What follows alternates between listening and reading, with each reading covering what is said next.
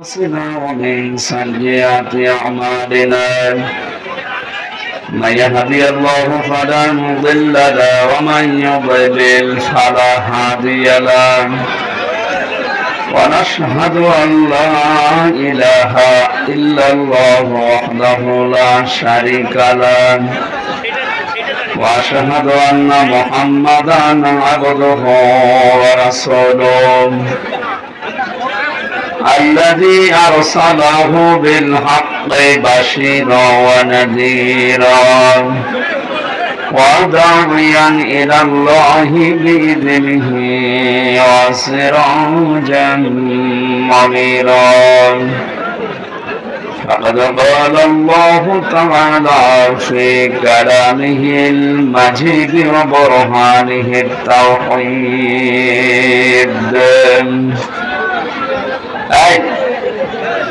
কথা মতো বলুন চুপ করো আবার কথা বলে কেন চুপ করেন এবার তেলাওয়াত করেন আউযু বিল্লাহি মিনাশ শাইতানির রাজিম বিসমিল্লাহির রহমানির রহিম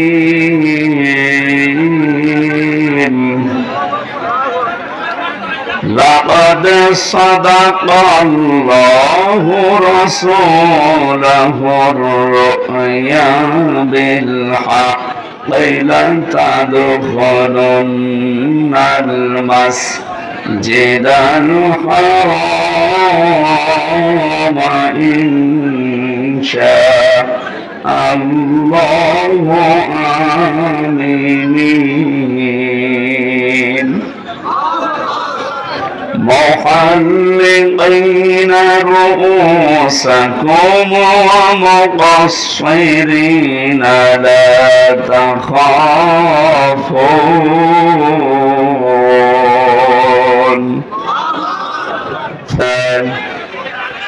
من يهدي الله فلا مضل له ومن يضلل فلا هادي له ونشهد أن لا إله إلا الله وحده لا شريك له وأشهد أن محمدا عبده ورسوله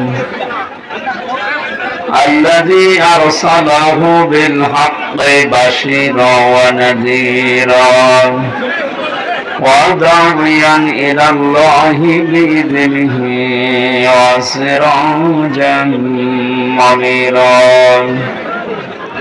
فقد قال الله تعالى في كلامه المجيد وبرهانه التوحيد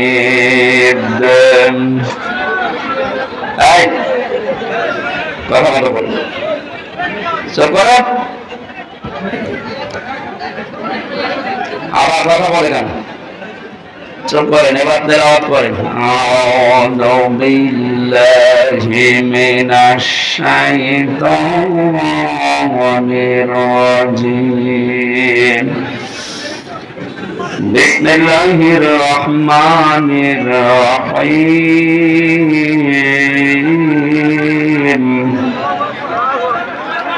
لقد صدق الله رسوله الرؤيا بالحق لتدخلن المسجد الحرام إن شاء الله آمنين محلقين رؤوسكم ومقصرين لا تخافون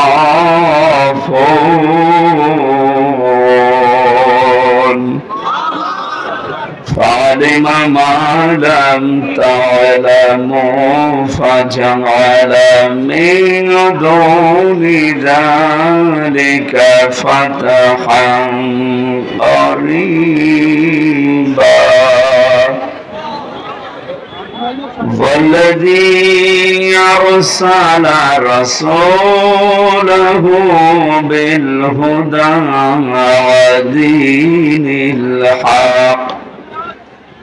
ودين الحق ليظهره على الدين كله وكفى بالله شهيدا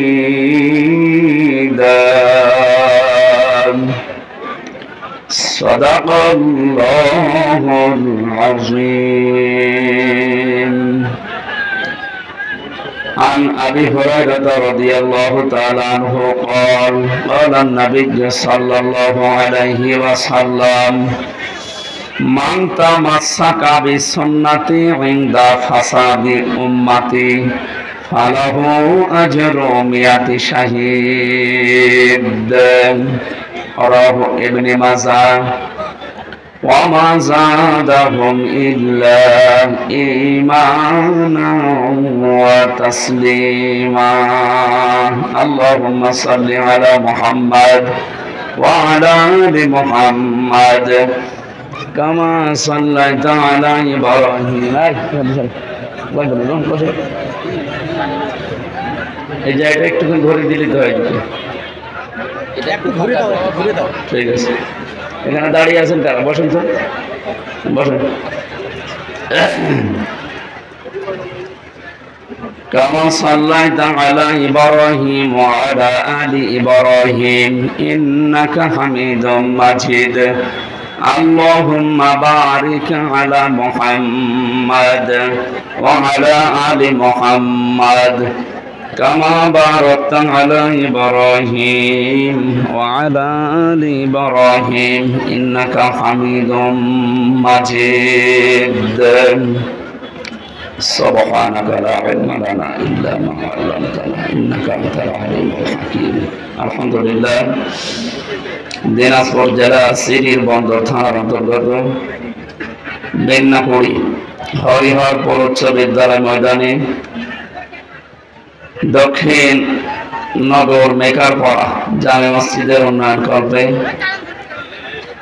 তাফসীর কোরআন মাহফিলের সনাতন সভাপতি limestone resort and tourism limited Dhaka সম্মানিত ব্যবস্থাপনা পরিচালক বড় ভাই আলহাজ মাওলানা জাহাঙ্গীর আলম, সহসভাপতি মাওলানা হায়দার আলী, প্রধান অতিথি additional director Bangladesh bank Rangpur, আপনাদের এলাকার সন্তান মনে হয় নাকি, জনাব মোহাম্মদ লুৎফর রহমান, আতালাল্লাহু উমরাহু ওয়া বারাকাল্লাহু ফি হায়াতি। মাইক কি এটা মনে হচ্ছে যে রওশনের সাথে জীবন যৌবন সব শেষ হয়ে গেছে। মাইক নিয়েছেন জেলা শহরের মাইক নিয়ে আসবে না, কি মাইক নিয়েছে? বিশেষ অতিথি আলহাজ মাইনুদ্দিন শাহ, প্রধান অধ্যাপক জনাব মোহাম্মদ মোখলেসুর রহমান শাহ, পৃষ্ঠপোষকতায় আছেন আলহাজ আব্দুল মান্নান শাহ, জনাব মামুনুর রশিদ মামুন সহ এতক্ষণ যারা আলোচনা রাখলেন দিনাজপুরের সন্তান মাওলানা হারুনুর রশিদ, মাওলানা আমিনুল ইসলাম, যত মানুষের নাম দেখছি, এটা একটা নাম বলে দোয়া করতে গেলে আরো 10 মিনিট লাগবে। একবার দোয়া করে দিলাম নাকি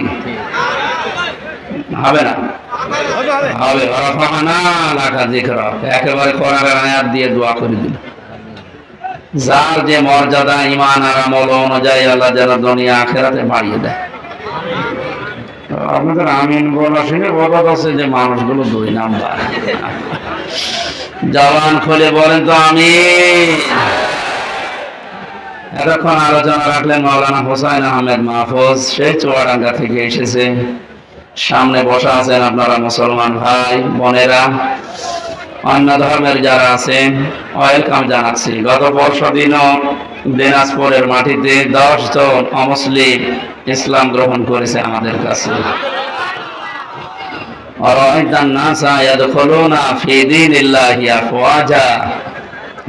আপনি দেখতে পাবেন দলে দলে পালে পালে মানুষ ইসলামে প্রবেশ করছে। আমরা সেই দৃশ্য এখন শুরু করে দিয়েছি। আমার সারা বাংলাদেশে একই অবস্থা। কয়েকদিন আগে চুয়াডাঙ্গায় 2 জন স্বামী স্ত্রী, এর আগে গাইবান্ধায় 1 জন, এরপরে আবার 10 জন। যেভাবে মানুষ ইসলামে আসা, এগুলো তো অমুসলিম। মুসলমানদের ভেতরে যারা মাঝারি আর ছোট জালেম ছিল, বড় জালেম তো সব পালিয়েছে, মাঝারি আর ছোট জালেম যারা ছিল তারা এখন দিশেহারা। এদিক ওদিক না পেয়ে তারা এখন দলে দলে পালে পালে ইসলামে আসতেছে। মানে বোঝা যাচ্ছে যে এতদিন ওরা আসল মুসলমান ছিল না। কারণ যারা জুলুম করে ওরা মুসলমান থাকে না। কথা বুঝতেছেন? যারা জালেম এরা আল্লাহর মামলার আসামি। আমাকে মামলা দিয়েছিল এই দেশের যিনি দায়িত্বে ছিলেন উনি, কিন্তু আল্লাহ মামলা দেবে ওনার বিরুদ্ধে, কারণ উনি জালেম গণহত্যাকারী হিসাবে তামাম দুনিয়ায় এখন স্বীকৃতি পেয়ে গেছে। তামাম দুনিয়ায় 228টা রাষ্ট্র, 57টা মাত্র মুসলমান রাষ্ট্র, বাকি সব তো ইহুদি, খ্রিস্টান, বৌদ্ধ, হিন্দু। এগুলো দুনিয়ার সবাই এখন ঘোষণা দিচ্ছে যিনি পালিয়ে গেছে। গত 2 দিন আগে তার ছেলে স্ট্যাটাস দিয়েছে, আমার মা কুকুরের মতো পালিয়ে গেছে। কি সুন্দর স্ট্যাটাস দেখেছে, আমার মাকে দেশের মানুষ কুকুরের মতো তাড়িয়ে দিয়েছে। সুবহানাল্লাহ। সুতরাং যিনি পালিয়ে গেলে তিনি সহ যারা দোষর ছিল, জালেমদের বড় বড় দোষর গুলো, যারা সরাসরি গণহত্যার সাথে জড়িত, 1150 মানুষ হত্যা করেছে এই দেশে 5 তারিখের আগ পর্যন্ত। এখনো পর্যন্ত 2700-র উপরে হাসপাতালের বেডে কাতরাচ্ছে। যার ভেতরে ন্যূনতম মনুষ্যত্ব আছে, সে কোনো দিন জালেমের পক্ষ নিতে পারে না। কারণ কেউ যদি জালেমের তোষামত করে, তাকে আল্লাহ 2টা জিনিস থেকে বঞ্চিত করে দেয়। 1 নম্বরে সে মরণের সময় ঈমান পাবে না, 2 নম্বরে ওর জন্য নবীর সুপারিশ হারাম। এখনো পর্যন্ত যারা জালেমের সাফাই ডাকছেন, তোষামতি করছেন, তাকে সাহস যোগাচ্ছেন যে আপা ঘাবড়াবেন না। আপনি ঘাবড়ালে আমরা নরম হয়ে যাই। আপনি মানুষ আছে না, আপনি তো জামার হয়ে গেছেন। আপনার এই সমস্ত কথা শুনে পাগল পাগলামি করে বলছে যে না আমি পাশে আছি, চট করে ঢুকে পড়বো। আপনি আসেন, আপনি আসেন। মাথা খারাপ হয়ে গেলে মানুষ কি না বলে কি না করে। এক লোক ছেলেকে বলছে, এই দোলা ভাই দাঁড়াও। দোলা ভাই মানে একবারে বাড়ি থেকে বলছে, মা আমি মারা যাবো। মারা যাবি কেন? বাবা আমার দোলা ভাই ডেকেছে। ঠিক আছে, ও মেনসে বাড়ি আসো করে আমি দেখতেছি। সারাদিন পরে যখন বাড়িতে এসেছে ডাক দিয়ে বলছে, কি গো তোমার মাথা ঠিক আছে? তুমি নাকি ছেলেকে দোলা ভাই ডেকেছো? বলছে, আরে মা গরু হারালে এরকম হয়। একটা গরু হারিয়ে গেছে। কি হারিয়েছে? একটা গরু হারিয়ে গেছে, তাই ছেলেকে দোলা ভাই বলে ফেলছে, স্ত্রীকে মা বলে ফেলছে। একটা রাজত্ব হারিয়ে গেলে মাথা ঠিক থাকে? এই জন্যই তো ওটা পাল্টা বকতেছে। নাই তো যে লোকটার নামে 113টা মামলা, সব মার্ডার মামলা, গুমের মামলা, সে কোন সাহসে এই কথা মুখ দিয়ে বের করে যে আমি পাশে আছি, চট করে চলে আসবো? ওর মাথা খারাপ হয়ে যায়নি? আপনি কি জানেন কত মানুষের বুক খালি করেছেন আপনি? কত মানুষ আশায় আছে আপনার শুধু একটু চামড়া পাওয়ার জন্য। কত মানুষ মান্নত করে আছে, আল্লাহ তুমি একটু চামড়া দিও। সুতরাং যেহেতু রাজত্ব হারিয়ে গেছে, তো আজকের স্ট্যাটাস দিয়েছে জয় সাহেব যে আমার মার মাথা খারাপ, ওনার কোন বক্তব্য আপনারা কাউন্ট করবেন না। গরু হারালে মানুষ যদি বউকে মা বলে ফেলে, ছেলেকে দোলা ভাই বলে, রাজত্ব হারিয়ে গেলে অনেকে অনেক কিছু এখন বলবে। সমস্ত কথা আমরা কিছু মনে করবো না ইনশাআল্লাহ। কারণ এই মানুষগুলো এখন আর আমাদের টার্গেট নেই, এখন এরা টার্গেট হয়ে গেছে আল্লাহ। জালেমরা টার্গেট কার? এটা তো আমি বানালাম নাকি? সূরা শূরা 25 নাম্বার পারা 6 নাম্বার পৃষ্ঠা 13 নাম্বার লাইনের 42 নাম্বার আয়াতের প্রথম অংশে আছে ইন্নামাস সাবিলু আলাল্লাযিনা ইয়াযলিমুনান নাস। আল্লাহ পাক বলেন অবশ্যই আমি আল্লাহ নিজে মামলা দায়ের করব যারা মানুষ হয়ে মানুষের উপরে জুলুম করেছে। শব্দের দিকে খেয়াল করেন তো, যেহেতু আলেম আছে এখানে, আল্লাহ ইয়াজলিমুন কেন দিলেন? দুইটা শব্দ নিয়ে কালটা গঠিত, দুইটা কাল আছে এর ভেতরে, দুইটা সময় আছে, বর্তমান, ভবিষ্যৎ, প্রেজেন্ট, ফিউচার। আল্লাহ ইয়াজলিমুন আর মুসলিমুন দিতে পারতেন যে মুসলমানদের উপরে যারা জুলুম করেছে। আল্লাহ দিয়েছে ইয়াজলিমুন আর নাস। হিন্দু কি মানুষ না? কথা বলে না কেন? খ্রিস্টান মানুষ না? এ পৃথিবীতে যে ধর্মের অনুসারী হোক না কেন, লোকটা তো মানুষ। মানুষ হয়ে যদি কেউ মানুষের উপরে জুলুম করে, ভবিষ্যতেও যারা করবে, এরা আল্লাহর মামলার আসামি। এতদিন যারা করেছেন এই 15.5 বছর, আপনি আর কিছু না বিশ্বাস করেন, সূরা শূরার এই 42 নাম্বার আয়াতের প্রথম অংশ 100 ভাগ বিশ্বাস করতে পারেন, আপনি কিন্তু আল্লাহর কেসের আসামি। এটা একটা গরিব মানুষ, মাওলানা হারুন, দিনাজপুরে বাড়ি, এ যদি আমার বিরুদ্ধে মামলা দিত, আমি ওই সময় যে জায়গায় ছিলাম আকিস গ্রুপে, বাংলাদেশের ওরা 3-4 জনের ভেতরে একজন, কত টাকা লাগবে ওরে টাকা দিয়ে 2-3 দিনের ভেতরে আমি বের হয়ে চলে আসতাম। কি কথা বলে না কেন? পারতাম না? ওরা আমাকে গাড়ি জব্দ দিয়েছিল 1.25 কোটি টাকা, সেখানে ওরা কয় কোটি টাকা দিলে তো আমি চলে আসতে পারতাম। যেহেতু আমরা মামলার বাদী হারুন না, সভাপতি সাহেব না, একেবারে সরাসরি রাষ্ট্র, তার টাকা খাবেন না ওইভাবে। মামলার বাদী যত বড় হয়, মামলা তত জটিল হয়। 3টা বছরের ভেতরে বহু চেষ্টা চালিয়েছে আমার পরিবার, আমার দল মিলে, কোল কিনারা করতে পারি নাই, কিচ্ছু হয়নি।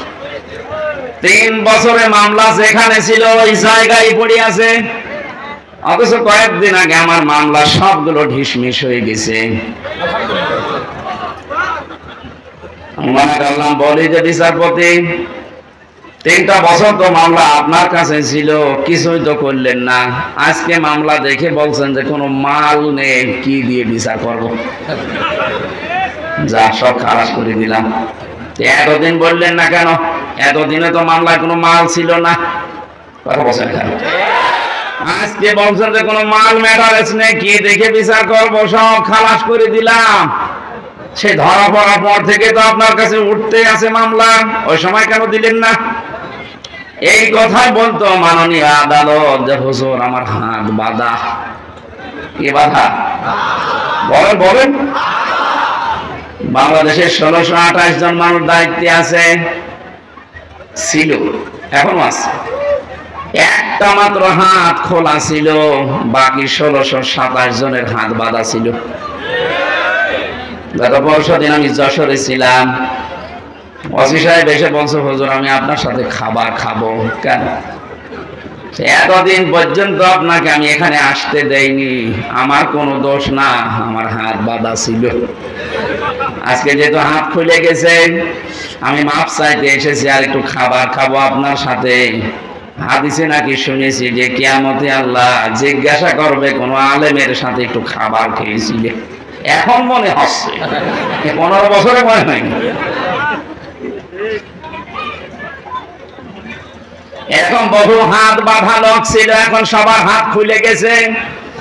বৈষম্য বিরোধী ছাত্র আন্দোলনে যারা শহীদ হয়ে গেল, যারা নিজের জীবন পর্যন্ত দিয়ে, রংপুর বিভাগের যে ছেলেটা জীবন দিল, সারা দুনিয়ায় এখন বীর শহীদ নামে পরিচিত আবু সাইদ, এই বিভাগটাকে উজ্জ্বল করে দিয়ে গেছে।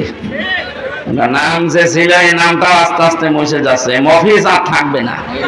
এরা এখন সব চাইতে ভালো, আমাদেরকে স্বাধীনভাবে কথা বলতে দেওয়ার জন্য যারা জীবন দিয়েছে তার ভেতরে ছেলেটা 1 নাম্বার। সুবহানাল্লাহ বলতে পারেন না?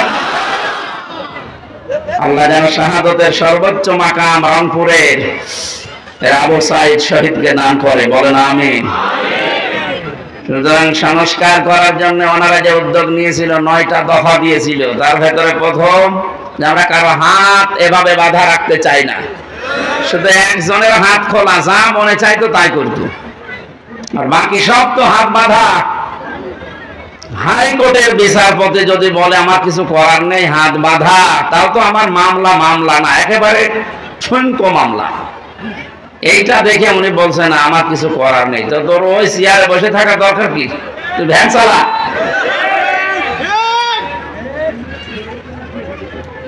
আল্লাহ বিশাল জগদ্দল পাথর আমাদের বুকের উপর থেকে নামিয়ে একটা স্বস্তি, শান্তি, একটা নিরাপত্তা আমাদেরকে দিচ্ছেন। আমি ওই ধাঁচে একটা তেলাওয়াতকৃত আয়াত সামনে আপনাদের দিয়েছি, তাফসীরুল কোরআন মাহফিল লিখে দিয়েছেন, আমরা তাফসীর আকারে কথা বলার চেষ্টা চালাবো ইনশাআল্লাহ। আমি মনে করলাম যে এটা মনে হয় সিরাত মাহফিল, যেহেতু তাফসীর মাহফিল লিখেছেন, আমরা তাফসীর আকারে কথা বলবো, আল্লাহ যেন আমাদের তৌফিক দেন। জাহাঙ্গীর আলম ভাই বলছিলেন যে একটা স্বস্তি লাগছে, একটা আনন্দ লাগছে, আমাদের আসলে একটা আনন্দ লাগছে। কোন নিয়ামত পাওয়ার পরে যদি 3টা বিষয় আপনার সামনে আসে, তাহলে আপনি মনে করবেন যে আপনি নিয়ামতের শুকরিয়া আদায় করেছেন। কয়টা? এটা একটা নিয়ামত না? এই যে মুক্ত ভাবে জীবনে কথা বলতে পারছি এখন, উনি বলছিলেন না যে এখন আর অনুমতি নেওয়া লাগবে না, হ্যাঁ আসলে তাই। সারা বাংলাদেশের 56,000 বর্গ মাইল।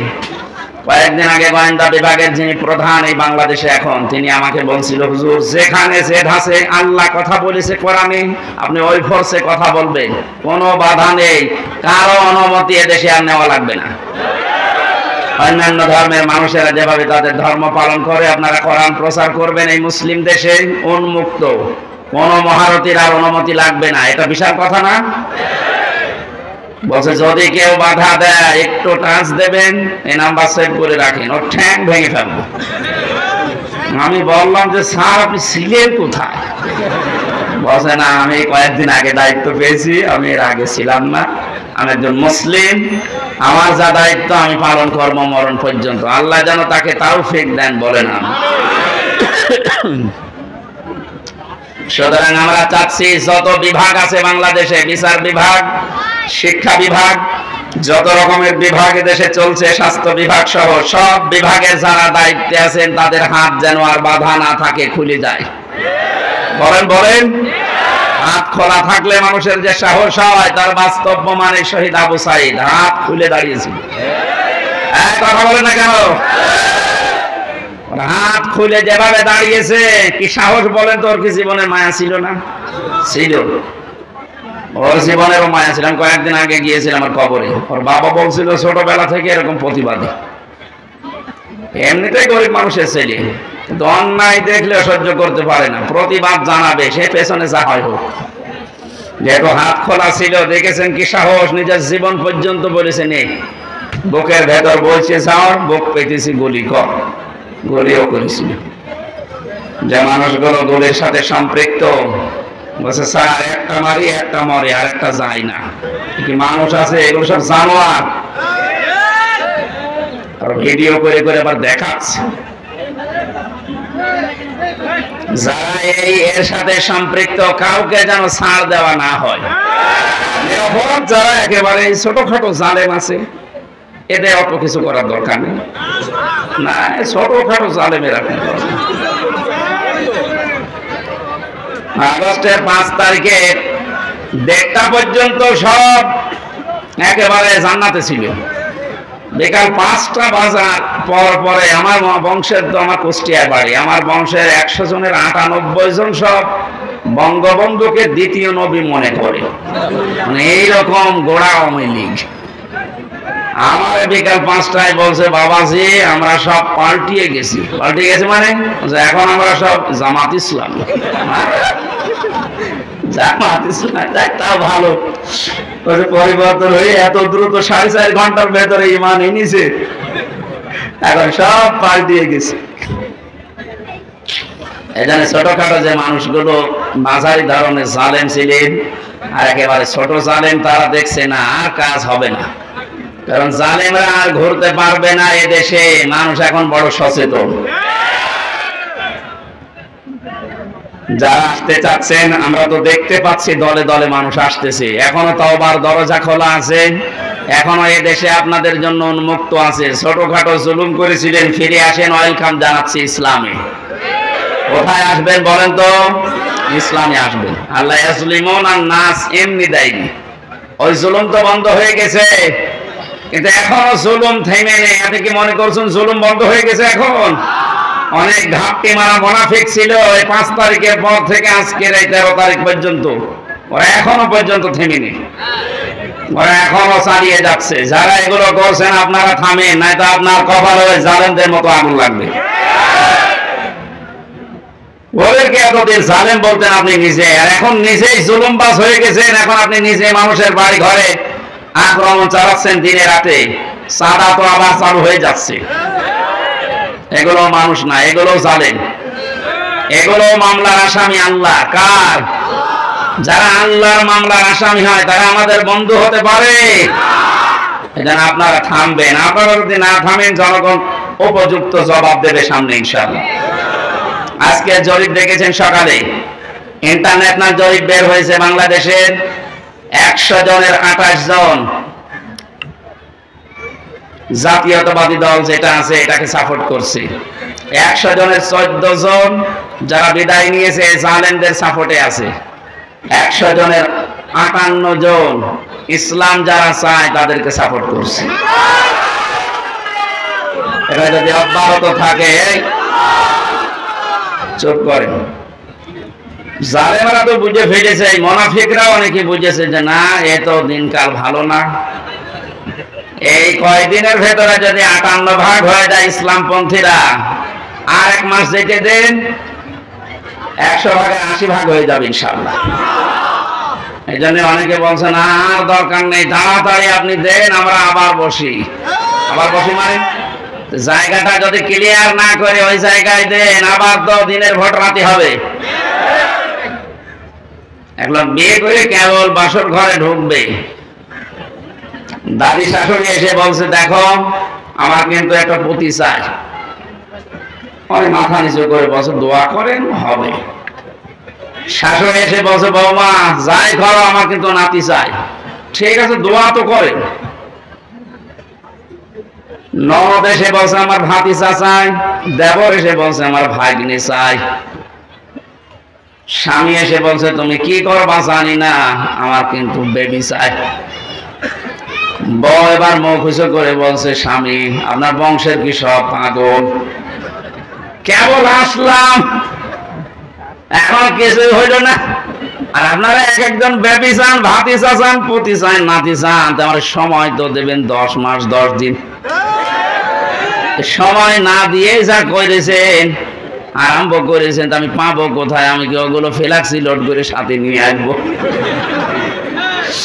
তো যাদের আমরা দায়িত্ব দিয়েছে ছাত্র জনতা মিলে, এরা কি ফ্ল্যাক্সি লোড করে নিয়ে আসবে? এই জায়গাগুলো পাল্টাতে হবে না? এটা সময় তো দেবেন অন্তত 10 মাস 10 দিন। কথা বলে না কেন? এখনই লাফাচ্ছেন।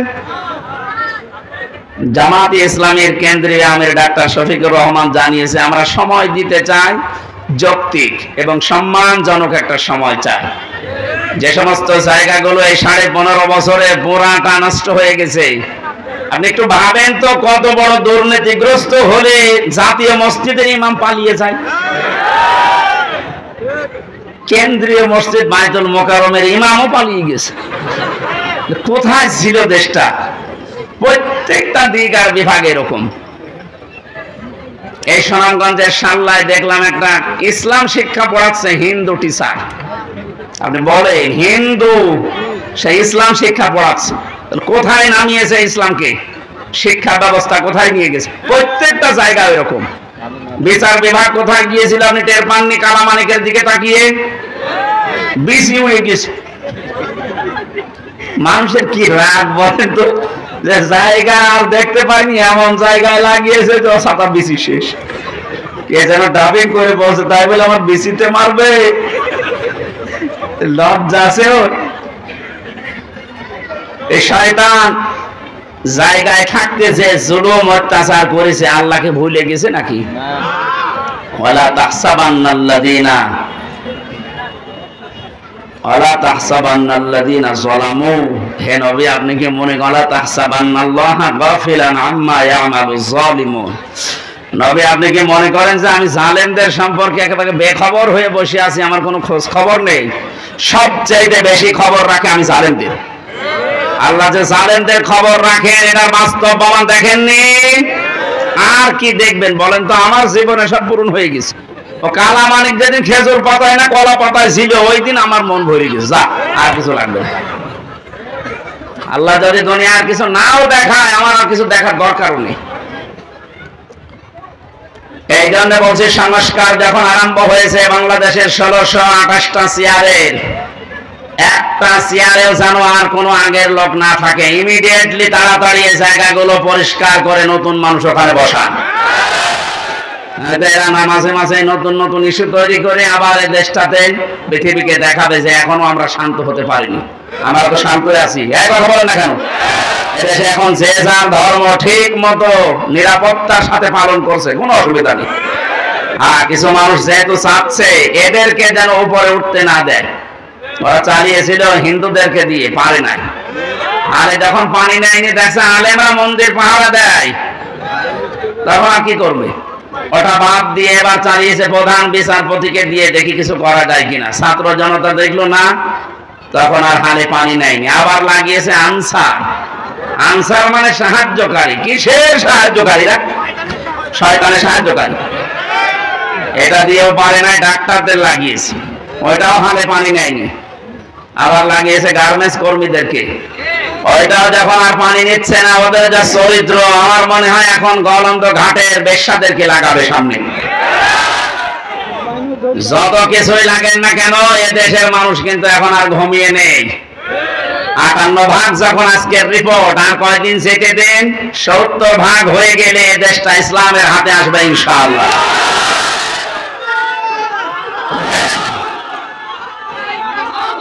আলহামদুলিল্লাহ, কথা বলতে দিন। আমরা যেহেতু কোরআনের আয়াত 100 বিশ্বাস করি না, 98 আল্লাহ জানিয়েছেন ওয়ারাআইতান নাসা ইয়াদখুলুনা।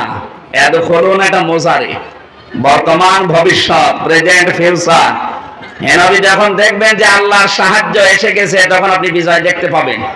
আর বিজয় দেখলে যে কয়টা কাজ বিজয়ের পরে হয়, তার প্রথম কাজে দলে দলে বারে বারে মানুষ ইসলামে প্রবেশ করবে, করবে। এটা অব্যাহত থাক, বলেন আমিন। যিনি আমাদেরকে আজকে তাফসীর মাহফিলে নিয়ে আসলেন, এই মুক্ত জীবনে কথা বলতে পারছি মুখ ভরে, মানে জবান খুলে দিয়ে, তাকে ধন্যবাদ জানিয়ে বলছে আলহামদুলিল্লাহ। দরুদ আর সালাম পড়ছি মুহাম্মদ রাসূলুল্লাহ সাল্লাল্লাহু আলাইহি ওয়াসাল্লামের উপরে। আমার আজকের তেলাওয়াতকৃত আয়াত সূরা ফাতিহা। কোন সূরা? বলেন। ফাতাহ শব্দের শাব্দিক অর্থ বিজয়। যেহেতু একটা বিজয় পেয়েছি আমরা, পরাধীন থাকলে মানুষ যে কি অসহায় থাকে আমি রিমান্ডে বুঝেছিলাম। মাটির নিচে যখন আমাকে নিয়ে যেত, মাঝে মাঝে চোখ কালো কাপড় দিয়ে বেঁধে, আমার মাথায় দড়ি লাগিয়ে, হাতে হ্যান্ডকাপ দিয়ে টাঙিয়ে রেখেছিল 11 ঘন্টা।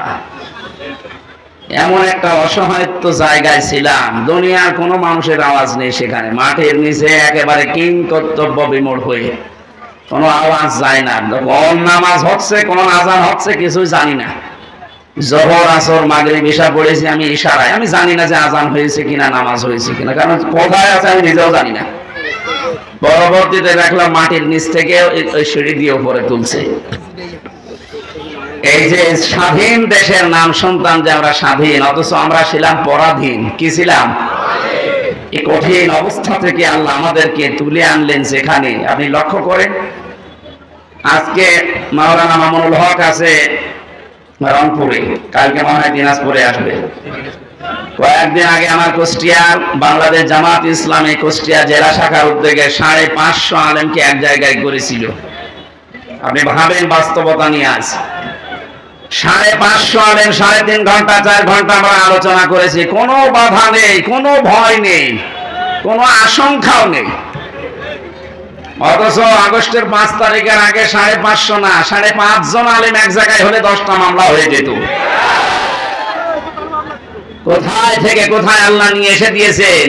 শুকরিয়া আদায়ের জন্য বলেন আলহামদুলিল্লাহ। দরুদ আর সালাম পড়ছি কেন? কারণ বিশ্বনবীকে আল্লাহ পৃথিবীর রহমত করে পাঠিয়েছিলেন। তিনি শুধু সৌদি আরবের নবী ছিলেন না। ওলিয়া ইউহান্নাস ইন্নী রাসূলুল্লাহি ইলাইকুম জামিআ। হে নবী, আপনি দুনিয়ার মানুষকে জানান আমি শুধুমাত্র এই এলাকার জন্য নবী হয়ে আসি নাই, তামাম পৃথিবীর যত জায়গা আছে সবার জন্য আমি রাসূল। বলেন সুবহানাল্লাহ। তামাম পৃথিবীর যে জায়গা আছে তার ভেতরে বাংলাদেশ নেই। বলেন বলেন। যদি বলেন 1450 বছর আগে বাংলাদেশ ছিল, ছিল। এই জায়গাটা যে ওই সময় আল্লাহর নবী মুহাম্মদুর রাসূলুল্লাহ সাহাবী ইসলাম নিয়ে আমাদের দেশে আগমন করেছিলেন, তার প্রমাণে রংপুর বিভাগের লালমনিরহাট জেলার পাটগ্রাম থানায় একটা মসজিদ পাওয়া গেছে যার বয়স 1475 বছর। হিসাব করে দেখতেছে মৃত্তিকা গবেষণাগার যারা আছে মাটি পরীক্ষা করে, ওখানে যে শান লেখা ছিল মসজিদের উপরে, ওই মাটি গাজীপুরের মৃত্তিকা গবেষণাগারে পরীক্ষা করে দেখা গেছে এর যা বয়স ওই সময়ও বিশ্বনবী দুনিয়ায় 3 বছর জীবিত ছিলেন। তার মানে প্রমাণ হয়ে গেছে নবীজি জীবিত থাকতে বাংলাদেশ নামক এই ভূখণ্ডে আল্লাহ ইসলাম পাঠিয়ে দিয়েছে।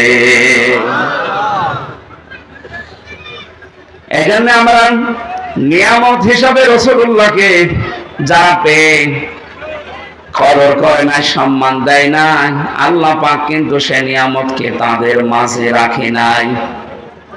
উনি জন্ম নিয়েছিলেন মক্কায়, কিন্তু কিয়ামত পর্যন্ত থাকবেন উনি মদিনায়।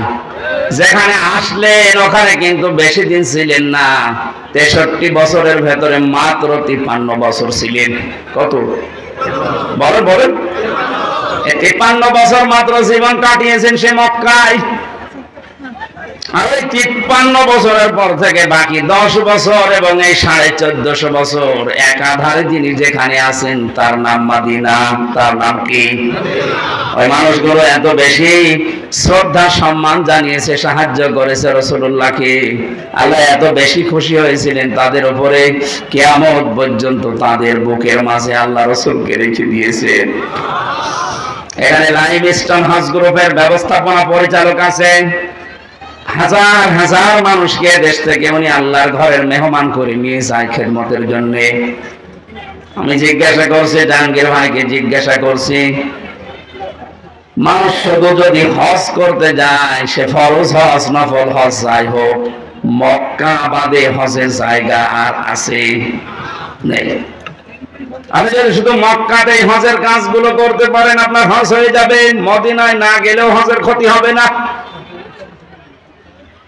লক্ষ লক্ষ মানুষেরা প্রায় 600 কিলোমিটার মক্কা থেকে মদিনা, 450 মাইল, এত বড় পথ পাড়ি দিয়ে পৃথিবীর তামাম পৃথিবীর কোটি কোটি মানুষ যারাই হজ করতে যাবে কিয়ামত পর্যন্ত, তারা মক্কাতে হজ শেষ করে ফেললে ও মদিনায় তারা 2 দিন 5 দিন 7 দিন 10 দিন রাসূলুল্লাহর মহব্বতে 40 ওয়াক্ত নামাজ পড়ে তারপরে আসে।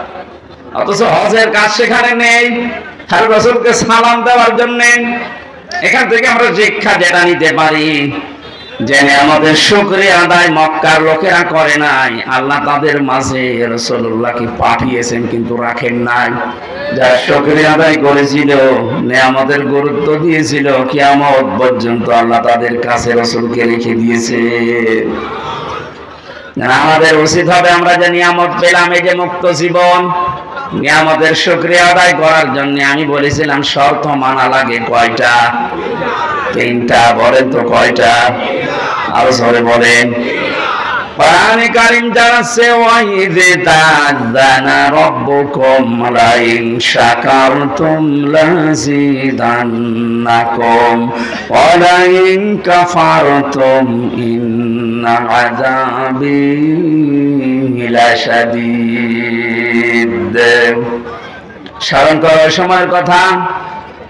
আল্লাহ পাক বলেন, যদি আমি কাউকে নিয়ামত দেই আর নিয়ামতের শুকরিয়া আদায় লোকটা করে, ওর জীবনে লাযিদান্নাকুম, আমি নিয়ামত বাড়াতেই থাকবো। শুধু বাড়িয়ে দেব না, বাড়াতেই থাকবেন। এবার আসেন নিয়ামতের শুকরিয়া আদায় করে কি করে। বাংলাদেশ, ভারত, পাকিস্তান সহ এই এলাকার মানুষরা মনে করে যে টুটি পর্যন্ত খেয়ে ঢেকর একটা তুলে বললাম আলহামদুলিল্লাহ হয়ে গেল। না, এটা নিয়ামতের শুকরিয়া আদায়ের একটা বাক্য মাত্র। শর্ত মানা লাগবে আপনাকে তিনটা। কয়টা? আপনি শুনতেছেন? এক নাম্বারে আপনাকে বলা লাগবে যে হ্যাঁ এটা নিয়ামত। 15.5 বছর পরে যেটা পেলেন সত্যি করে মুখ দিয়ে উচ্চারণ করেন তো এটা কি নিয়ামত? বলেন বলেন। 96 ভাগ মুসলমান আমরা এখানে বাস করি, অথচ আমাদের ধর্মীয় গ্রন্থ কোরআনে কারীমকে প্রচার করার জন্য 14 জায়গায় অনুমতি নেওয়া লাগতো। কত বড় নিয়ামত আমরা পেয়েছি যে এখন কোনো অনুমতি না, ওরা এসে আরো পাহারা দেয়। এই নিয়ামত আমরা সবাই স্বীকার করছি তা না। আমি যে বললাম ওই যে 14 জন এখনো পর্যন্ত জালেমদের পক্ষে আছে, ওরা কিন্তু এই নিয়ামত পেয়ে খুশি না, ওরা এখনো বেজার। 100 জনের 14 জন বাদ গেলে বাকি থাকে কত? 86% মানুষ এখন আমরা সবাই শুকরিয়া আদায়ের জন্য বলেন আলহামদুলিল্লাহ। দ্বিতীয় নম্বরের শর্ত হচ্ছে আপনার মনের ভেতরে একটা আলাদা আনন্দ আপনি অনুভব করবেন, অনির্বচন সুখ আপনি পাবেন। যেটা আমি পাচ্ছি, জাহাঙ্গীর ভাই বন্ধ পেয়েছে, আমরা অনেকেই পাচ্ছি। খালি পাচ্ছে না ওই 14 জন। 3 নম্বরে শুকরিয়া আদায়ের শর্ত হচ্ছে যে উদ্দেশ্য নিয়ে নিয়ামতটা আপনি পেলেন ওইটা তার জায়গা মতো পৌঁছিয়ে দেবেন। যেহেতু 9 দফা কর্মসূচি ছিল, যারা ছাত্র আন্দোলনে যুক্ত ছিল তাদের প্রথম কর্মসূচি যে কোনো বৈষম্য থাকবে না। এই ছেলেটা বিশ্ববিদ্যালয় থেকে অনার্স মাস্টার্স করা, এর সাথে আর একটা ছেলে পড়েছে। এই 15 বছরের যেটা হাল দেখলাম আমরা, ফার্স্ট ক্লাস ফার্স্ট হওয়ার পর ওই জায়গায় বসতে পারবে না, আর 70 রোল নাম্বার যা সে টাকা দিয়ে ওই জায়গায় বসে পড়বে। এটা তো বৈষম্য না? বলেন। এই কাজগুলো যারা জারি করেছিলেন এই বৈষম্য দূর করার জন্য যে আন্দোলন ছিল, সুতরাং আমরা দেখতে চাই এদেশের 1 ইঞ্চি জায়গায় যেন বৈষম্য বলে কিছু না থাকে।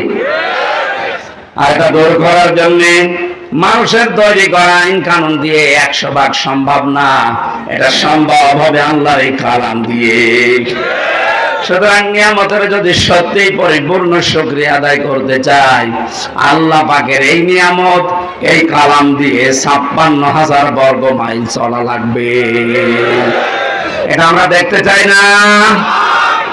এটা তো রাজনীতি না, এটা নিয়ামতের শুকরিয়া আদায়ের মাধ্যম বললাম, কারণ এটা ছাড়া আপনি পারবেন না। আল্লাহর কালাম যেখানে নেই, আপনি মনে করেন যে হ্যাঁ ও সমস্ত দেশ উন্নত, আমিও দেখে এসেছি, কিন্তু ওখানে 100 ভাগ ন্যায় বিচার নেই।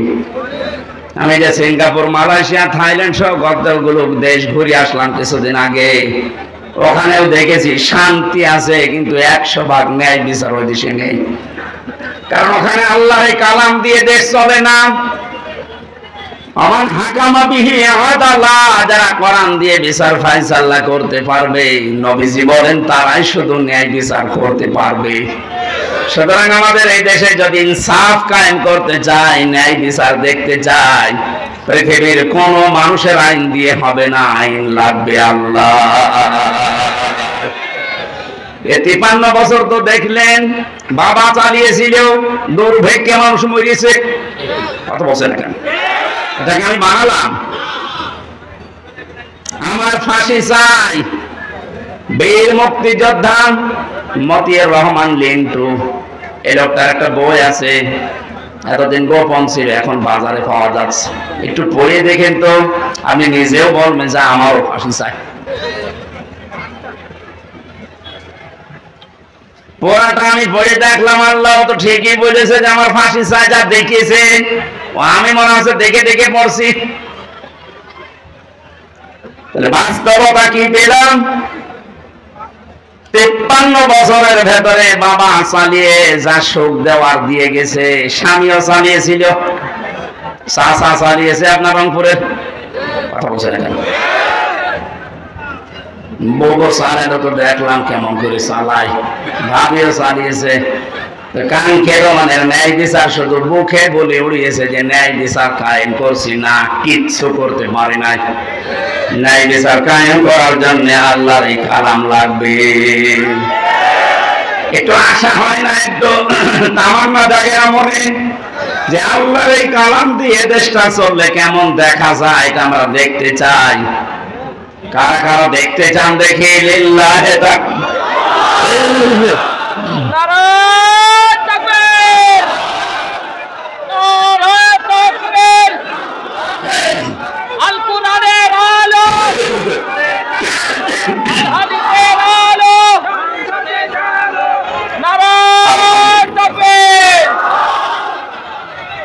গলা ভেঙে যাচ্ছে, মায়ের আসলে সেরকম না। সূরা ফাতিহায় বিজয়, এই সূরা থেকে মাত্র 2টা আয়াত পড়েছি, আমরা তাফসীরে প্রবেশ করছি। আল্লাহ পাক বলেন, লাকাদ সাদাকাল্লাহু রাসূলাহুর রুয়া বিল হাক্কি লাতাদখুলুন্নাল মাসজিদাল হারামা ইনশাআল্লাহু আমিনিন। এরা ওঠে কারা? এরা খুব জরুরি নাকি? খুব জরুরি হলে যান, তাছাড়া একটু একটু কথা শোনার চেষ্টা করেন, আমি গুরুত্বপূর্ণ কিছু পয়েন্ট এখান থেকে বের করবেন সব। আল্লাহ পাক বলেন, অবশ্যই আমি আমার রাসূলকে যে স্বপ্ন দেখিয়েছি, এই স্বপ্নটা অতি শীঘ্রই বাস্তবে রূপ দেব। আমি আল্লাহর ইচ্ছায় আমার রাসূল মসজিদে হারাম, যেটা পবিত্র ঘর, শান্তির জায়গা, এখানে নিরাপত্তার সাথে প্রবেশ করবে। এ ঘোষণাকার প্রশ্ন আসতে পারে যে তো 1000 বছর আগের কথা, এখন আমাদের শোনানোর দরকার কি? এবার আসেন, 1000 বছর আগে এই রাসূলকে আল্লাহ যে স্বপ্ন দেখিয়েছেন, এই রাসূলুল্লাহ জানিয়েছে, আর উলামা ওয়ারাসাতুল আম্বিয়া, আলেমরা নবীর উত্তরাধিকারী, নায়েবে রাসূল, নবীর ওয়ারিস। এ কথা শুনেছেন কোনদিন? সুতরাং রাসূলুল্লাহ তো কিয়ামত পর্যন্ত থাকবে না, তার নায়েব থাকবে, তার উত্তরাধিকারী থাকবে, তার রূহানি সন্তানরা থাকবে, যে আলেম যারা আছে তারা। সুতরাং রাসূলুল্লাহ যে স্বপ্ন দেখেছিলেন, আল্লাহ তা বাস্তবে রূপ দিয়েছে। কিয়ামত পর্যন্ত তো রাসূল থাকছেন না, তার নায়েব থাকবে। এই নায়েবরাও কিয়ামত পর্যন্ত, নায়েবে রাসূল যারা স্বপ্ন দেখবে, তাদের স্বপ্ন আল্লাহ কিয়ামত পর্যন্ত বাস্তবায়ন করবে। আমি একজন নায়েবের কথা একটু উল্লেখ করছি, শহীদ আল্লামা দেলাওয়ার হোসেন সাইদি রহমতুল্লাহ আলাইহি। উনি যে নায়েবে রাসূল, আপনার কি ধারণা আছে যে না উনি নায়েবে রাসূল না? শুধু এই দেশে না, সারা বিশ্বের ভেতরে যদি 10 জন আলেমের তাফসীর মানুষ ডাবিং করে শোনে, তার ভেতর উনি একজন। আমি পৃথিবীর বহু দেশে গেছি, যেখানে যাই সেখানে ডাবিং করে করে আল্লামা দেলাওয়ার হোসেন সাইদি, ডাক্তার জাকির নায়েক, এই মানুষগুলোর লেকচার মানুষ শোনে। ওনাদের গুলো তো কাটা কাটা, সাইদি সাহেবেরটা যেহেতু কাটা কাটা না, সুর দিয়ে বলা হয়। দুনিয়ার মানুষেরা অনেকেই সুরের পাগল, এজন্য ইনার তাফসীরটা বিভিন্ন ভাষায় ডাবিং হয়ে মানুষগুলো শুনতেছে, বোঝে না অনেকে, তারপরও কান্দে। ওনার কণ্ঠের ভেতরে এমন একটা মায়াবী জিনিস দিয়েছিলেন। আমি অনেক কঠোর মানুষকে দেখেছি, ওনার নাম শুনতে পারে না, কিন্তু ওনার কণ্ঠের তাফসীর শুনলে বসে ঝিমা যা। কথা ঠিক আছে? রাসূলুল্লাহকে আল্লাহ বলেন, লাকাদ সাদাকাল্লাহু রাসূলাহুর রুয়া বিল হক। অবশ্যই আমার রাসূলকে আমি যে স্বপ্ন দেখিয়েছি ওই স্বপ্নকে আমি বাস্তবে রূপ দেব। ওনার স্বপ্ন তো 1400 বছর আগে দেখেছিলেন, ওটা রূপও দিয়েছেন। হযরত আবু বকর হযরত ওমর জিজ্ঞাসা করেছিলেন, হে রাসূল, হুদায়বিয়ার সন্ধির সময় আপনি বললেন যে আমি স্বপ্ন দেখেছি যে মসজিদে হারামে নিরাপত্তার সাথে প্রবেশ করছি, হজ করে তাওয়াফ করে আবার ফেরত যাচ্ছি। তো কই আপনার স্বপ্ন তো আমরা বাস্তবে দেখতে পাচ্ছি না। এখানে এসে ওরা আমাদেরকে বাধা দিয়েছেন। এমন যে সমস্ত শর্তগুলো হুদায়বিয়ার সন্ধিতে আপনি করলেন, একটা আমাদের পক্ষে আসে না। আপনার স্বপ্ন তো স্বপ্ন না। বিশ্বনবী বলেন, ওমর, আমি কি তোমাকে বলেছি এবছর এই স্বপ্ন বাস্তবায়ন হবে? স্বপ্ন যখন দেখেছি আমার আল্লাহ রুইয়া বিল হক এ শব্দ এমনি এমনি দেয়নি। উনি অবশ্যই ওনার ওয়াদা পালন করবে, সত্যতা হক আদায় করে যথার্থভাবে আমার স্বপ্নকে উনি দেখাবে। ঠিক পরবর্তী বছরে আল্লাহ সেই স্বপ্নকে বাস্তবায়ন করে দেখিয়েছেন। রাসূলুল্লাহ এখন নেই, যেহেতু বারবার বলছে এগুলো রাসূলের নায়েব, রাসূলের স্থলাভিষিক্ত মানুষ, ওনারাও যে স্বপ্ন দেখবে। শহীদ আল্লামা সাঈদী যে স্বপ্ন দেখেছিলেন এই দেশে কালেমার পতাকা উড়বে, এটা আমি বানালাম। ইঁদুরের গর্ত খুঁজে পাবেন না, উনি কথা বলেছিলেন। বাস্তবে আমরা দেখলাম যে ঠিক পাইনি।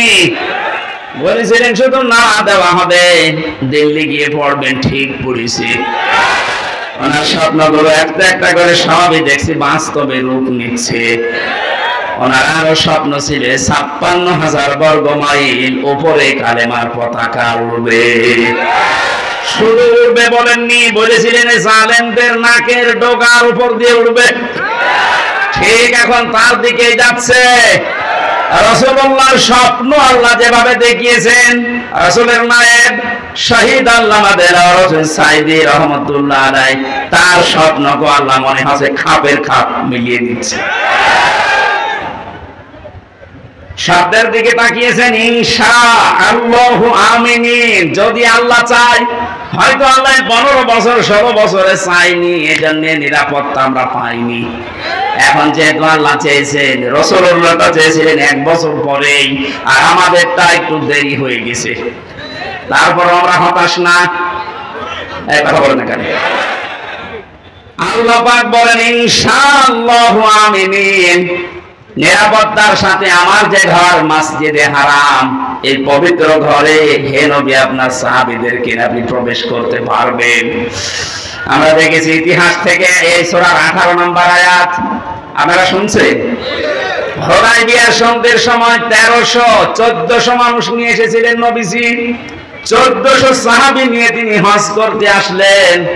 হুদায়বিয়া নামক যে জায়গাটা, ওখানে এখন দেখলাম একটা মসজিদ বানানো আছে, একটা খেজুর গাছ আছে পাশে, একটু ছোট্ট বাজার আছে, মানুষ বাজার ঘাট করছে। এই জায়গাতে ১৫০০ বছর আগে রাসূলুল্লাহ ১৩৯৯ জনকে হাতের উপরে হাত দিয়ে বায়াত করিয়েছিলেন। ও বাংলার মুসলমানেরা, শুধু ঘটনা শোনা না, এখান থেকে বাস্তব শিক্ষা কি? হযরত ওসমানকে পাঠিয়েছিলেন তারা মক্কাতে। ওরা ওসমানকে বেঁধে রেখে ঘোষণা দিয়েছে যে ওসমানকে হত্যা করা হয়েছে। ওই সময় রমজান মাস ছিল। নবীজি সাহাবীদেরকে বললেন, তোমরা সবাই আমার হাতের উপরে হাত দাও, ইহরামের যে কাপড় পরা আছে হজ করার জন্য ওইটা খুলে ফেলো। এখানে যেহেতু হজের ব্যবস্থাপনা পরিচালক আছেন লাইমস্টোন, আমি বারবার বলছি এই কারণে বাংলাদেশে বহু মানুষ হজের কাজ করছেন। আমি নিজেও গেছি ফরিদপুরের একজনের মাধ্যমে, ঝিনাইদহের একজনের মাধ্যমে। আপনাদের এই এলাকা ভিত্তিক আমি যতটুকু খবর নিয়েছি, শুনলাম, আর ওরা অনেক দিন থেকে ওই দেশের সাথে পরিচিত। এমন এমন মানুষের সাথে হজে উমরাতে যাওয়া দরকার, যেখানে গেলে আল্লাহর নিদর্শন গুলো দেখা যায়। আজকে আমি আসার পরে যে কথাগুলো শুনেছি, আশা করছি অনেক কিছু ওনারা আল্লাহর নিদর্শন দেখাতে পারবে।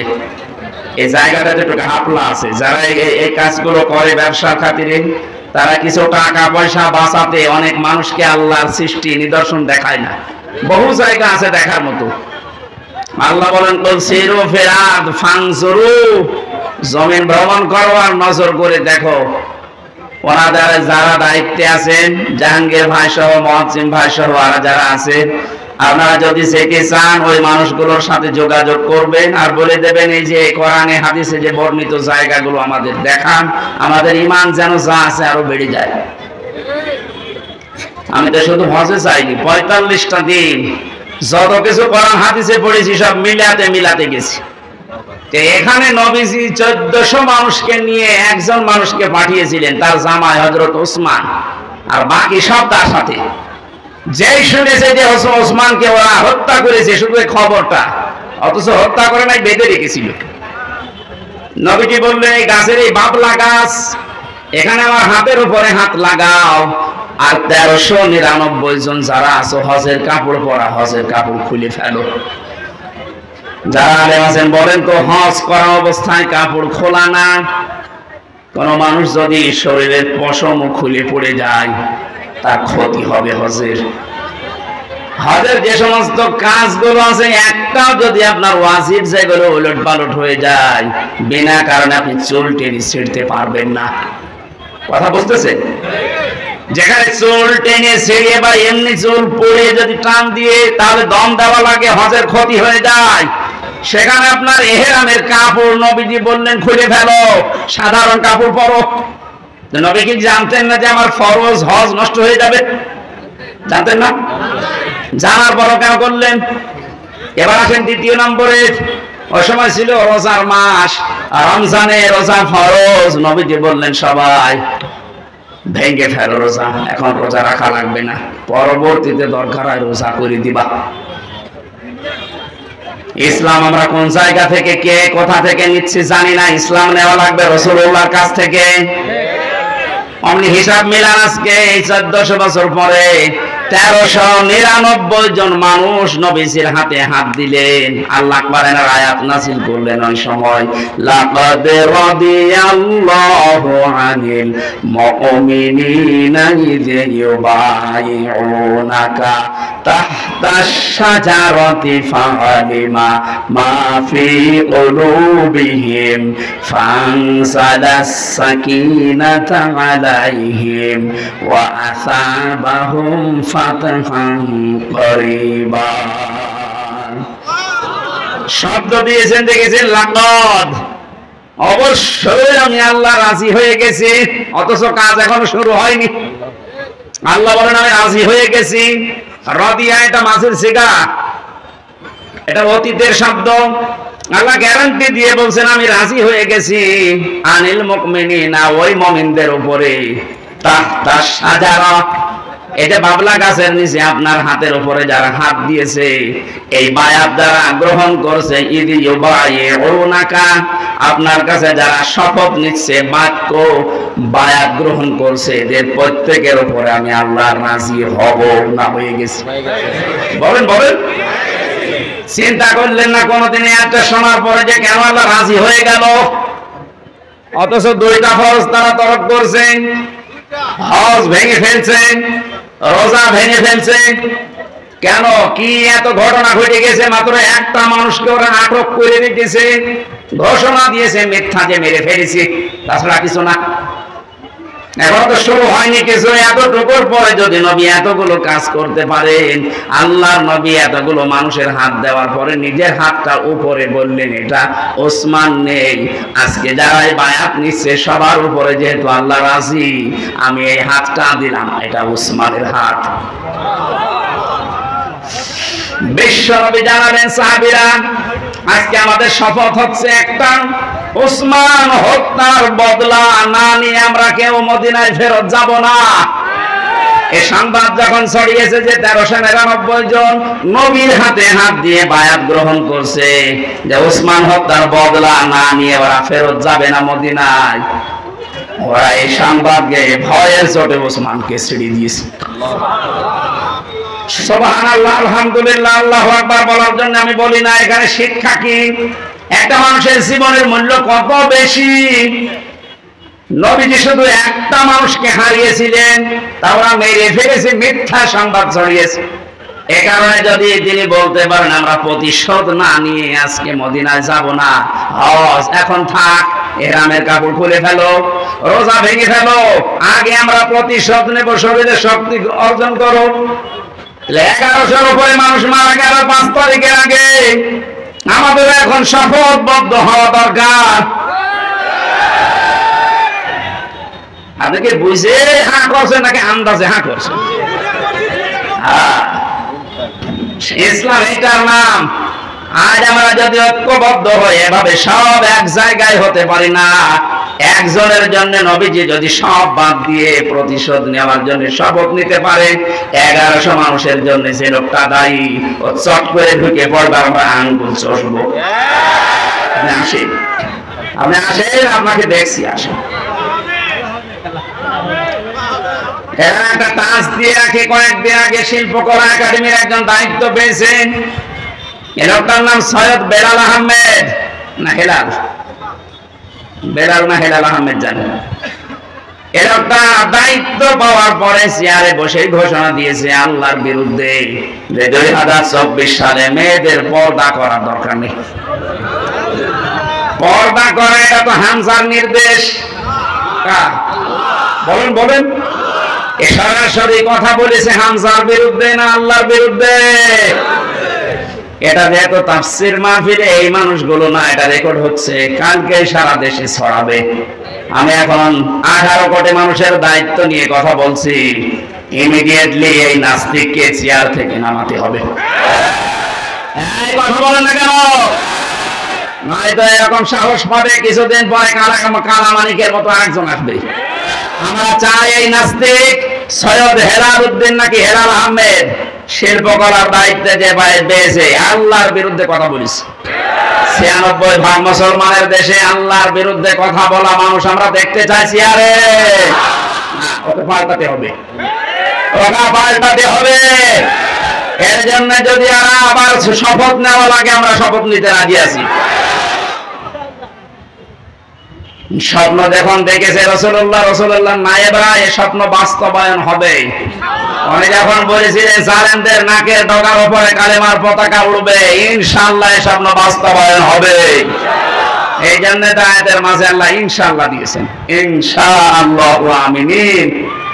নিরাপত্তার সাথে আপনি চলতে পারবেন। মুহাল্লিকিনা রুসাকুম ওয়া মুকাসসিরিনা লা তাখাফুন। যখন মসজিদে হারামে প্রবেশ করে কেউ চুল কসর করে, কেউ টাক করে ফেলবে, কোনো ভয় থাকবে না তোমার মনের ভেতরে। ফাআলিমা মা লাম তা'লামু, এটা তো তুমি জানতে না, আমি আল্লাহ তোমাকে জানিয়েছি। আমি আল্লাহ নিজে জানি, কিন্তু তোমরা নিজেরা এটা জানতে না। ফাজআলা মিন দুনি যালিকা ফাতহান করিবা। আল্লাহ বলেন আমি আরেকটা সংবাদ তোমাদেরকে দিয়ে দিলাম, একটা বিজয়ের সংবাদ দিলাম, তোমরা অতি শীঘ্রই দেখতে পাবে। 1400 বছর আগে রাসূলকে যেমন আল্লাহ দেখিয়েছিলেন, আমাদেরকে দেখাতে পারবে না, ওই শক্তি আল্লাহর নেই। বলেন বলেন, আমরা এরকম 1399 জনের মতো যদি ঐক্যবদ্ধ হয়ে শপথ নিতে পারি, আজকে কোন জালেমের ছাড় নেই। আল্লাহ শুধু এতটুকু দেখেই কাফেরদের মনের ভেতরে ভীতি সঞ্চার করে দেবে, ওরা ভয়তে ওসমানকে ছেড়ে দেবে। আজ বিশ্বের দিকে তাকান, আন্তর্জাতিক মহলটা কিন্তু অনেকে এখন নজর দিচ্ছে এই দেশের দিকে। এই বিষয়টা গোপনীয়, এই জন্য আমি বলছি না। আপনি মনে করছেন দেশে ইসলাম কায়েম হয়ে গেলে আপনি টিকে থাকতে পারবেন না। আমার পাশে যে প্রতিবেশী আছে, প্রতিবেশী কোনোদিন চায় যে আমরা এদেশে দিন কায়েম করে ফেলি? ওরা আমাদের এই দেশকে যখন ভাগ হয় তখন নাকি সাহায্য করেছিল পাকিস্তানের কাছ থেকে আলাদা করার জন্য। এই জন্য ওনারা আমাদের বন্ধু। আজ ওনারা 7 সিস্টারের মাধ্যমে 7 ভাগ হচ্ছে, আমরাও সাহায্য করব। আপনি যদি 1 ভাগ করে বড় বন্ধু হয়ে যান, আমরা 7 ভাগ করে দিচ্ছি, আমরা তো আরো বড় বন্ধু। অলরেডি শুরু হয়ে গেছে, যা শুরু হয়েছে মণিপুরে, দেখেন কি হয় কয়েকদিন পরে। ধোতি নিয়ে টানাটানি বেঁধে যাবে দাদার। ফাতাহান করিবা, আসন্ন বিজয় আমরা দেখতে পাচ্ছি, বিজয় খুব নিকটে। আল্লাহ যেন চর্ম চোখে এটা দেখার তৌফিক দেয় যে দেশটা কোরআন দিয়ে চলছে এবং নিরাপদে আছে। শুধু চললেই হবে না, নিরাপত্তা লাগবে। 228টা রাষ্ট্র এখন দুনিয়ায়, মাত্র 57টা মুসলিম রাষ্ট্র, এর ভেতরে অধিকাংশগুলোই মুনাফিক। কথা বলে না কেন? তাও আশপাশের প্রতিবেশীগুলো যদি ইমানদার পেতাম তাও আশার সঞ্চার হতো। প্রতিবেশীগুলো সব হারামি আর বেঈমান। তারপর মনুষ্যত্ব যেহেতু আছে, চীনের রাষ্ট্রদূত যা বলেছে সেই দিন, এমনকি মায়ানমারের রাষ্ট্রদূত যে পজিটিভ কথাগুলো বলছে, আশা করছি বাকি যারা আছে সবার মন আল্লাহ ঘুরিয়ে দেবে। এই দেশে আবার নায়েবে রাসূলের স্বপ্ন পূরণ হবে, কালেমার পতাকা পথপথ করে উড়বে ইনশাআল্লাহ। মেয়েদের যে জুজুর ভয়গুলো দেখানো হচ্ছে যে ইসলাম দেশে কায়েম হয়ে গেলে আপনাদের ঘরের ভেতরে থাকা লাগবে, এটা মিথ্যা কথা। জামাতে ইসলামের কেন্দ্রীয় আমির উনি ঘোষণা দিয়েছে জুজুর ভয় বাদ দেন, ইসলাম যদি দেশে কায়েম হয় সবচেয়ে বড় নিরাপত্তার সাথে থাকবে মেয়েরা, তখন আর ধর্ষণের সেঞ্চুরি হবে না। কথা বলেন। আল্লাহ আমাদেরকে এই দৃশ্য দেখার সুযোগ যেন করে দেন, বলেন আমিন। আমাদের যে মাইকের অবস্থা, আমার গলা এখনই শেষ হয়ে যাচ্ছে, আমি আর চালাচ্ছি না।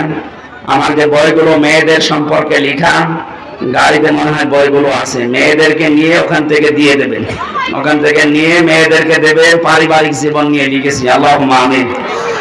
লা ইলাহা ইল্লা